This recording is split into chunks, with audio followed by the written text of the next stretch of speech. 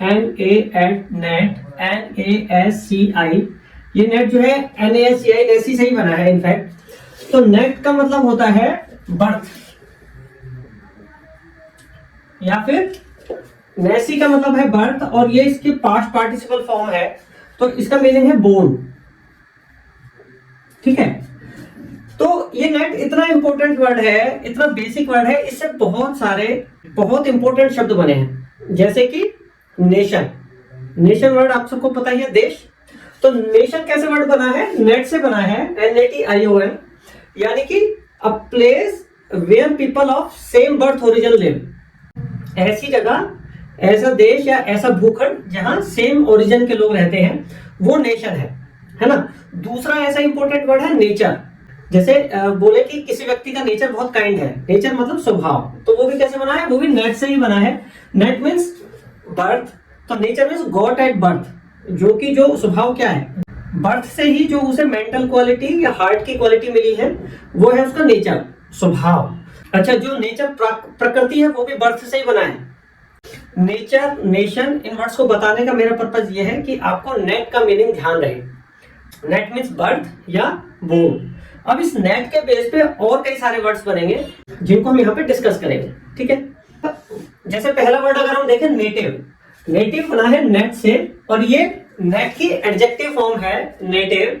Native means हम बोले born at, यानी कि अगर मैं इटिमोलॉजिकल मीनिंग देखूं इसका, बोर्न एट, ये उसके लिए यूज होगा, उस चीज के लिए या उस व्यक्ति के लिए यूज होगा जो प्लेस है वो वहीं पे ही बोर्न हुआ हो, वहीं पे उसका जन्म हुआ हो।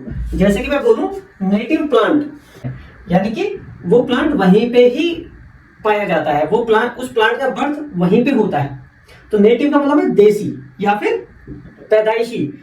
नेटिव पीपल ऑफ अमेरिका, तो वे लोग जो अमेरिका के मूल निवासी हैं, जो अमेरिका की ओरिजिनल संतान है, जो अमेरिका में ओरिजिनली पैदा हुए हैं, तो वहीं की जो पैदाइशी है या वहां की जो लोकल चीज है, वहां की जो देसी चीज है, उसे बोला जाता है नेटिव। ठीक है, इसी तरीके से अगर सेकंड वर्ड ले नेटल, नेटल भी एडजेक्टिव है। एक बात ये ध्यान रखने वाली है, जिस भी वर्ड के एंड में AL आता है तो वो नॉर्मली एडजेक्टिव फॉर्म होता है।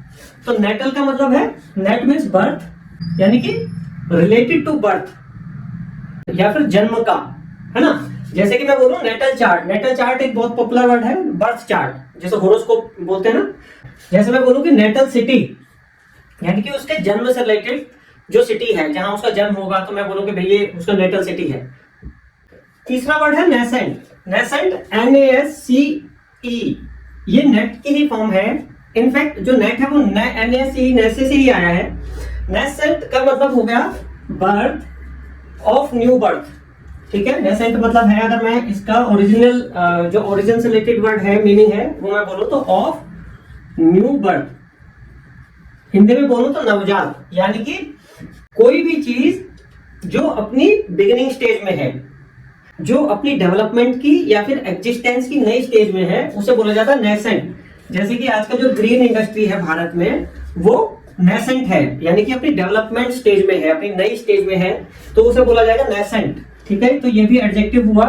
अच्छा, चौथा है नियोनेट। अब हम उन वर्ड्स के बारे में बात करेंगे जो वो जो रूट वर्ड है नेट, उसके आगे अगर प्रीफिक्स लग जाएगा तो उसका मीनिंग किस तरीके से होगा। ठीक है, तो नियोनेट, नियो का मतलब होता है नया, न्यू। ठीक है, और नेट मीन्स बर्थ, तो इसका मतलब क्या हो गया? Newborn baby.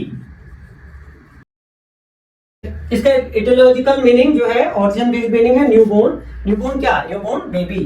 तो यहाँ पे नियोनेट का मतलब नवजात शिशु, ये आपका नाउन है। अच्छा, फिर पांचवा ये देखिए इननेट, है ना। इन, बहुत सारे वर्ड्स में इनका मतलब नॉट होता है, लेकिन यहाँ पे इनका मतलब है इन। इन मीन्स इनसाइड, अलाइन। ठीक है, विद इन। इननेट क्वालिटी है ये उसकी, है ना, जन्मजात क्वालिटी है, जो क्वालिटी जन्म से ही किसी के साथ है। तो इननेट क्वालिटी होगी तब quality which is inside a person from birth. तो इननेट, इननेट एडजेक्टिव हुआ। ठीक है, और हिंदी में इसका मतलब हो गया जन्मजात। फिर है प्रीनेटल, प्री मीन्स पहले, और AL एडजेक्टिव हो गया। प्रीनेटल, नेट मीन्स बर्थ हो गया, यानी कि बर्थ से पहले का, जैसे कि हम एक हॉस्पिटल में प्रीनेटल केयर यूनिट होती है ना, यानी कि बच्चे से जन्म से पहले की जो माँ की जो केयर करती है जो यूनिट, उसे बोलते हैं प्रीनेटल केयर यूनिट। ऐसे ही पोस्टनेटल, पोस्ट मींस बाद का, तो जन्म के बाद का।